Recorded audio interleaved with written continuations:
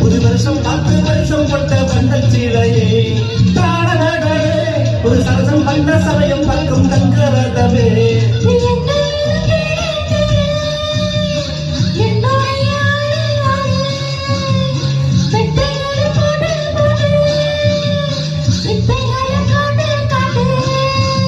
அடியே குயிலே இளமாமயிலே வடிவே புரளும் கொடியே